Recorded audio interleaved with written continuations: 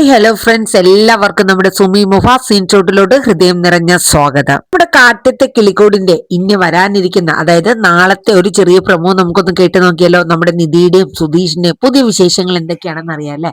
അങ്ങനെ നമ്മുടെ സുഭാഷും ചാന്ദിനിയായിട്ടുള്ള പ്രണയങ്ങൾ അങ്ങനെ നടന്നു പോവാണ് അല്ലെ. രണ്ട് ഭാഷയിലുള്ള രണ്ട് വ്യക്തികൾ തമ്മിലുള്ള പ്രണയം അല്ലെ. അങ്ങനെ നമ്മുടെ സുധീഷാണെങ്കിൽ സുഭാഷിനെ കയ്യിൽ കിട്ടാൻ വേണ്ടി ഇരിക്കുകയാണ്, ഒന്ന് വാരി വിടാൻ വേണ്ടിയിട്ട്. ഒരിച്ചിരി നാണമൊക്കെ ഉള്ള കൂട്ടത്തിലാണല്ലോ നമ്മുടെ സുഭാഷ്. അപ്പൊ അന്നേ ദിവസം ഉച്ചത്തേക്ക് ഉണ്ടാക്കിയ ലഞ്ചിലെ കറിക്ക് ഭയങ്കര ഉപ്പായിരുന്നു കേട്ടോ. അങ്ങനെ എല്ലാരും ഇരിക്കുകയാണ്. ആ സമയത്ത് നമ്മുടെ നികേഷ് ചോദിച്ചു, അല്ല സുധീഷേട്ടൻ ഇന്ന് ഉച്ചത്തെ ചോറിന്റെ കറി കൂട്ടിയായിരുന്നു എന്ന് ചോദിച്ചു. ആ കൂട്ടിയായിരുന്നു, ഭയങ്കര ഉപ്പായിരുന്നു എന്ന് പറഞ്ഞു. അപ്പൊ നിധി പറഞ്ഞു, ആ എനിക്കും തോന്നിയായിരുന്നു. അപ്പൊ ഹരീഷിനോട് ചോദിച്ചു, ആ കുറച്ച് ഉപ്പ് ഉണ്ടായിരുന്നു എന്നിങ്ങനെ പറയാൻ കേട്ടോ.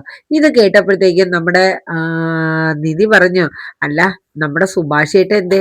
അപ്പോഴേക്ക് സുഭാഷ് അകത്തുനിന്ന് പറയണേ, എന്താടാ? അപ്പൊ ചോദിച്ചു, അതെ ഇന്ന് ഉച്ചത്തെ ഊണ് എങ്ങനെ ഉണ്ടായിരുന്നു? കുഴപ്പമൊന്നുമില്ല.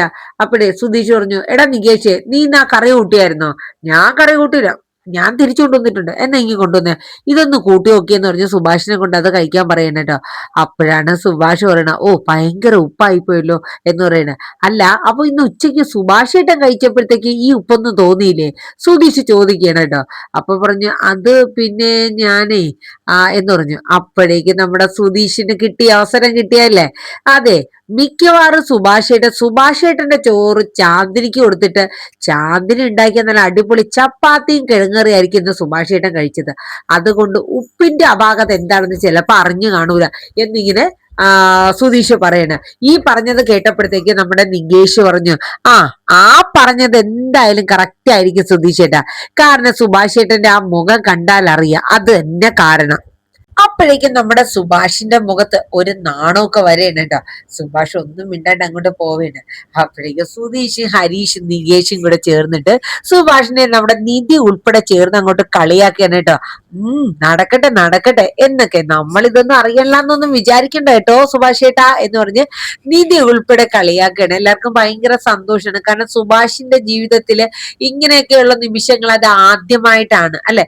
ഒരു പ്രണയം ഒരു പെൺകുട്ടിയുടെ നമ്മുടെ സുനന്ദയായിട്ട് ഒരു ഇഷ്ടമൊക്കെ ഉണ്ടെങ്കിലും ഈ ചാന്ദിനിയോട് തോന്നുന്ന ഒരു ഇത് നമ്മൾക്ക് നമ്മുടെ സുഭാഷിന് വേറെ ഇതുവരെ തോന്നിയിട്ടില്ല. കാരണം സുനന്ദയോടുള്ള ഒരു സ്നേഹം ഉണ്ടായിരുന്നു, പക്ഷെ വീട്ടുകാർക്കും മറ്റും വേണ്ടിയിട്ട് ആ ഒരു ബന്ധം വേണ്ട എന്ന് നമ്മുടെ സുഭാഷ് വെച്ചതാണ്. അങ്ങനെ ഈ ഒരു കാര്യത്തിൽ സുഭാഷിന് എന്തോ വല്ലാത്തൊരു ഇൻട്രസ്റ്റും കാര്യങ്ങളൊക്കെ തന്നെയായിരുന്നു കേട്ടോ. അത് കഴിഞ്ഞ് പിന്നെ കാണിക്കുന്ന സീൻ എന്ന് പറയുന്നത്, നമ്മുടെ നിധി എല്ലാവരും അവിടെ ഇരിക്കുന്ന സമയത്ത് നമ്മുടെ ഹരീഷിന്റെ ഫോണിലോട്ട് ഒരു കോള് വിളിക്കാണ്. ഹരീഷിന്റെ വർക്ക്ഷോപ്പിൽ ഏതൊരു കസ്റ്റമർ ആണ് കേട്ടോ. വിളിച്ചിട്ട് പറയണ. അപ്പൊ ഹരീഷിന്റെ ഫോൺ വന്നു പറഞ്ഞു കൊടുത്ത് ഹരീഷ് സംസാരിക്കാണ്. അപ്പൊ അതെ, എനിക്ക് വണ്ടി നാളെ തരാൻ പറ്റുമോ എന്ന് ചോദിക്കാണ്. അപ്പൊ ഹരീഷ് പറഞ്ഞു, നാളെ തരാനെന്ന് വെച്ചാൽ എന്നാ കൊണ്ടുവന്നേ? അത് ഇന്ന് കൊണ്ടുവന്നു. അപ്പൊ എനിക്ക് 21-ാം തീയതി ഒരു ആവശ്യം ഉണ്ടായിരുന്നു, അതുകൊണ്ട്. അതെ, ഇന്ന് കൊണ്ടുവന്നിട്ട് 21 പറയുന്നത് എന്നാ? അത് നാളെ. അത് നന്നായി. ഇന്ന് കൊണ്ടുവന്നിട്ട് നാളെ 21-ാം തീയതി തന്നെ വണ്ടി തിരിച്ചു തരണമെന്ന് പറഞ്ഞാലേ അതെന്ത് ന്യായം? അങ്ങനെ ഹരീഷ് കിടന്ന് ചൂടാവേണ്. ഈ സമയത്ത് നമ്മുടെ സുധീഷ് നോക്കും, നാളെ 21-ാം തീയതിയാണോ? അപ്പോഴാണ് സുധീഷ് നേരെ നമ്മുടെ നിധിയുടെ അടുത്ത് എന്നിട്ട് പറയും, നിധി നാളെ 21-ാം തീയതിയാ. അപ്പോഴേക്കും നിധി പറഞ്ഞു, എനിക്ക് ഓർമ്മയുണ്ട്, അതെ നാളെയല്ലേ കോടതിയിൽ പോകണ്ടേ. അപ്പൊ നിധി പറഞ്ഞു, സുധീഷ് എനിക്ക് നാളെ പോകാൻ പറ്റില്ല, ഒരു അർജന്റ് മീറ്റിങ്ങും കാര്യങ്ങളും ഉണ്ട്. സുധീഷിന് പോകാൻ പറ്റുമോ? അയ്യോ നിധി, ഞാൻ ഒരു കസ്റ്റമർ, നമുക്ക് അങ്ങനെ അവോയ്ഡ് ചെയ്യാൻ പറ്റാത്ത ഒരു കസ്റ്റമറാ. നാളെ എനിക്കും ഒരു ഓട്ടം ഞാൻ ഏറ്റെക്കുന്നതാണല്ലോ, വേറെ ആരും പകരത്തിന് വിടാനും പറ്റില്ല എന്നൊക്കെ പറയുന്നത്. സുധീഷിന്റെ മനസ്സിലെ ലഡു പൊട്ടിയൊരു ഫീലിങ്സ് ആണ്. കാര്യം മറ്റൊന്നുമല്ല. ഓ അങ്ങനെ അങ്ങനെ നാളത്തെ ഡൈവോഴ്സിന്റെ കേസില് നീണ്ടു നീണ്ട് ഇതിങ്ങനെ പോയി കിട്ടിയാ മതിയായിരുന്നു. എനിക്ക് മനസ്സിലായി ഇതിന്റെയൊക്കെ ഉദ്ദേശം എന്താണെന്ന്. അവൾക്കും ഇപ്പൊ ഇതിനോടൊന്നും ഒരു താല്പര്യമില്ല, അതായത് ഡൈവോഴ്സ് വേണം എന്നൊരാഗ്രഹം നിധിയുടെ ഉള്ളിലും ഇല്ല എന്നുള്ള ഒരു തോന്നലാണ് കേട്ടോ. അങ്ങനെ ഇതിനെ കുറിച്ചൊക്കെ ഇങ്ങനെ പറഞ്ഞുകൊണ്ടിരിക്കുന്ന സമയത്ത് നമ്മുടെ സുധീഷിന് ഒരു കോള് വരെയാണ് കേട്ടോ. അപ്പൊ നിധി പറയുന്ന, സുധീഷിന്റെ ഫോണിൽ കോള് വരുന്നുണ്ടല്ലോ. അങ്ങനെ സുധീഷ്, എന്റെ ഗായു ആണോ ഇത്? ആ ഗായു അപ്പോഴേക്കും നിധിക്ക് ദേഷ്യം വന്നിട്ട് നിധി അകത്തോട്ട് കയറി പോവാനുണ്ടോ. അപ്പോഴേക്കും സുധീഷിന് വലിയ ഇഷ്ടമൊന്നും ഉണ്ടായിട്ടല്ലല്ലോ ഈ നിധിയെ ഒന്ന് കാണിക്കണം, അതിന് വേണ്ടിയിട്ട് എവളെ വിളിക്കുക, അത് മാത്രമേ ഉള്ളൂ സുധീഷിന്റെ മനസ്സിൽ. അല്ലാണ്ട് ഗായത്രിയുടെ പ്രണയവും കുന്തൊന്നും നമ്മുടെ സുധീഷിനില്ല. എങ്കിലും നിധിയെ കേൾപ്പിക്കാനായിട്ട് ഉറക്ക സംസാരിക്കണം. ഗായു എന്തൊക്കെയുണ്ട് വിശേഷം എന്നൊക്കെ പറഞ്ഞിട്ട് സുധീഷ് സംസാരിക്കുകയാണ്. അപ്പൊ ഈ സമയത്ത് നമ്മുടെ ഹരീഷ് അടുത്ത് തന്നെ വന്നിരിപ്പുണ്ട് കേട്ടോ. നമ്മുടെ സുധീഷ് ഫോണിൽ സംസാരിച്ചിട്ട് പതുക്കെ വെക്കാണ്. ആ സമയത്ത് ഹരീഷ് എന്നിട്ട് ചോദിക്കും, അല്ല ഇതെന്തിന്റെ കേടാ സുധീഷ് ഏട്ടാ, ഏട്ടത്തിന്റെ ദേഷ്യം പിടിപ്പിക്കാനുള്ള കാര്യമാണ് സുധീഷ് ഏട്ടൻ നോക്കണേന്ന് പറയാം. അപ്പൊ പറയും, ദേഷ്യം പിടിപ്പിക്കാനല്ല, ഞാനേ അവൾക്ക് എന്നോട് ആ ഇഷ്ടം അവളൊന്ന് സമ്മതിച്ചു തരണം, ഈ ഒരു ടെക്നിക്കും കാര്യങ്ങളൊക്കെ എടുത്താലേ പറ്റുള്ളൂ, നീ കണ്ടോ, എനിക്കറിയാം അവളുടെ മനസ്സ്. അപ്പൊ ഹരീഷ് പറഞ്ഞു, ഓ സുധീഷ് ഏട്ടന്റെ ടെക്നിക്കും കാര്യങ്ങളും എടുക്കുമ്പോ നിധിയേട്ടത്തിന്റെ ദേഷ്യം കൂടൂന്ന എനിക്ക് തോന്നണേ എന്നിങ്ങനെ ഹരീഷ് പറഞ്ഞു കേട്ടോ. എടാ ഇല്ലടാ, നീ തന്നെ കണ്ടില്ലേ, നാളെ കോടതിയിൽ ഡൈവേഴ്സിന്റെ കാര്യത്തിന് അവക്ക് പോവാൻ സമയമില്ല, അവക്ക് എന്തോ ഒരു അർജന്റ് മീറ്റിംഗ് ഉണ്ടെന്ന്, അതൊക്കെ ഇത് അവോയ്ഡ് ചെയ്യാൻ വേണ്ടിയിട്ടാണ് അവക്ക് ഇപ്പൊ എന്നെ അങ്ങനെ ഡൈവേഴ്സ് ചെയ്യണം എന്നുള്ള ഒരു താല്പര്യം ഇല്ല, അത് തന്നെ കാര്യം എന്നിങ്ങനെ പറയണ. ഇത് കേട്ടപ്പോഴത്തേക്ക് നമ്മുടെ ഹരീഷ് പറഞ്ഞു, അതിന് നിധിയേട്ടത്തി ആ ഡൈവേഴ്സിന് താല്പര്യം ഇല്ല എന്നല്ലല്ലോ പറഞ്ഞത്, ഒരു അർജന്റ് മീറ്റിംഗ് ഉണ്ട്, അതിൽ നിന്ന് മാറാൻ പറ്റില്ല, അതുകൊണ്ട് സുധീഷിന്റെ അടുത്ത് പോവാനല്ലേ പറഞ്ഞോളൂ എന്ന് പറയുന്നത്. അങ്ങനെ അവര് സംസാരിച്ചുകൊണ്ടൊക്കെ നിൽക്കുന്ന സമയത്ത് നമ്മുടെ നിധി വരെയാണ്. അപ്പോഴേക്കും നമ്മുടെ രാത്രിയായ സമയത്ത് നമ്മുടെ സുഭാഷിന്റെ ഫോണിലോട്ട് നമ്മുടെ ചാന്ദിനി ഒരു ലവ് ചിഹ്നമൊക്കെ അയക്കുകയാണ്. തിരിച്ച് സുഭാഷ് ഒരു ലവ് ചിഹ്നം അങ്ങോട്ട്.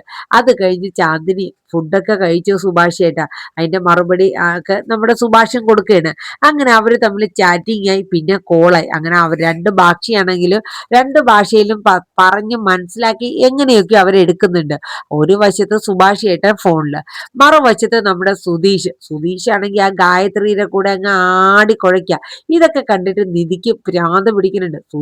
സുഭാഷ് ഏട്ടന്റെ കുഴപ്പമില്ല, സുധീഷിന്റെ ഫോണിൽ സംസാരം. അപ്പൊ നിധി വന്നു എന്ന് കണ്ടപ്പോഴേക്കും സുധീഷ്, ആ ഗായു എന്റെ വോയിസ് ആണ് സ്വീറ്റ് വോയിസ് എന്ന് പറഞ്ഞത്, ഓ താങ്ക് യു ഗായു, നാളെ വരില്ലേ, നാളെ നമുക്ക് രാവിലെ കാണാട്ടോ, ഗായുന്റെ വോയിസും നല്ല സ്വീറ്റ് വോയിസ് ആണ്, എന്ത് സിനിമയ്ക്കോ നാളെയോ എന്നൊക്കെ ഇങ്ങനെ നിധി കേൾക്കാൻ വേണ്ടി അടിച്ച് തകർക്കുകയാണ് കേട്ടോ. നിധി അങ്ങനെ അവരടുത്ത് പോയിരിക്കുകയാണ്. ഈ സമയത്ത് നമ്മുടെ നികേഷ് നോക്കുമ്പോൾ അടുക്കളയിൽ സുഭാഷ് ഏട്ടൻ ചാന്ദിനിയായിട്ട് ചാറ്റിങ്, ഇവിടെ വെളിയിൽ സുധീഷ് ഏട്ടൻ ആ ഗായത്രി ആയിട്ട് തലയ്ക്ക് ഭ്രാന്ത് പിടിക്കണം. അങ്ങനെ നമ്മുടെ നികേഷ് വന്ന് നിധിയുടെ അടുത്ത് ഇരുന്നിട്ട് പറഞ്ഞു, ഈ ഇവിടെ എന്താ നിധിയേട്ടത്തി നടക്കണേ, ഒരാൾ അടുക്കളയില്, ഒരാൾ അതേ പൂന്തോട്ടത്തില്, എന്തൊക്കെയാ ഈ സുധീഷേന്റെ ശരിക്കും വട്ടല്ലേ, ഈ എന്തിനാ ആ ഗായത്രി എന്ന് പറഞ്ഞ പെണ്ണെങ്കിലും വിളിച്ചുകൊണ്ടിരിക്കണേ, എന്തെങ്കിലും കാര്യമുണ്ടോ ഇതിന്, ഭ്രാന്ത് അല്ലാണ്ട് എന്നാ.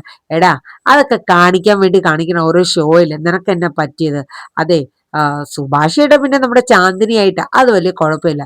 അപ്പോഴേക്കും നികേഷ് പറഞ്ഞു, വർക്ക്ഷോപ്പിൽ പോയി ഹരീഷ് ഏട്ടന്റെ അടുത്ത് ഇരിക്കാന്ന് പറഞ്ഞാലോ, ആ നീത് വരും, നീത് പറഞ്ഞതിനല്ലല്ലോ കുഴപ്പം, ഓ എന്താ വഴക്ക് അങ്ങോട്ടും ഇങ്ങോട്ടും ഭ്രാന്ത് പിടിക്കും. സത്യം പറഞ്ഞ ഇപ്പൊ ഒരു സ്ഥലത്ത് ഇരിക്കാൻ പറ്റില്ല, തലയ്ക്ക് ഭ്രാന്ത് പിടിക്കുക. ആ സമയത്ത് നമ്മുടെ നികേഷ് പറയുന്നുണ്ട്, എന്തായാലും ഈ സുധീഷയുടെ ഈ ഗായത്രിയെ വിളിച്ചുകൊണ്ടിരിക്കുന്നത് അത്ര നല്ല പന്തിയല്ല. അപ്പോഴാണ് നമ്മുടെ ഭാസ്കരൻ അങ്ങോട്ട് കയറി വരുന്നത്. ഭാസ്കരൻ കയറി വന്നിട്ട് പറയാം, അല്ലടാ ഈ ഗായത്രി എന്ന് പറഞ്ഞൊരു പെണ്ണ് അതാരാ, പുതിയൊരാള്. അപ്പൊ നമ്മുടെ നികേഷ് പറഞ്ഞു, ദേ മോന്റെ അടുത്ത് പോയി ചോദിച്ചു, ഏത് മോൻ, നിങ്ങളുടെ സുധീഷ് മോൻ, ആ അതാണോ, നല്ല ചോദിക്കാൻ പറ്റിയ നല്ല ആള്, എന്നെ പറയാനാ, അവനല്ലേ എന്റെ അടുത്ത് മറുപടി പറയാൻ പോണേ എന്ന് പറഞ്ഞു ഭാസ്കരൻ. അപ്പോഴേക്ക് അച്ഛനെ പോലെയല്ലേ മകനും, മോശം വരുമോ എന്നിങ്ങനെ നികേഷ് പറഞ്ഞു. അതെന്നടാ വർത്താനാടാ നീ പറയണത്, ഇപ്പം എനിക്ക് അവന് കാർ ഓടിക്കാൻ അറിയാം, എനിക്ക് കാർ ഓടിക്കാറിയാം, എനിക്ക് ലോറി ഓടിക്കാൻ അറിയാം, പക്ഷെ അവൻ അറിയില്ലല്ലോ, അപ്പൊ പിന്നെ അച്ഛനെ പോലെ മകനെന്ന് പറയാൻ പറ്റൂടാ എന്നൊരു കോമഡി തമാശയൊക്കെ നമ്മുടെ ഭാസ്കരൻ അടിക്കലുണ്ട്. എന്റെ നിധിയുടെ അടുത്തേക്ക്, അല്ല മോളെ നിനക്ക് ലോറി ഓടിക്കാൻ അറിയാം, ആ പിന്നെ അച്ഛാ എനിക്ക് ലോറി ഓടിക്കാൻ അറിയാം, ട്രെയിൻ ഓടിക്കാൻ അറിയാം, പ്ലെയിൻ ഓടിക്കാൻ അറിയാം, എന്റെ കുഴപ്പമുണ്ടോന്ന് ചോദിച്ചു.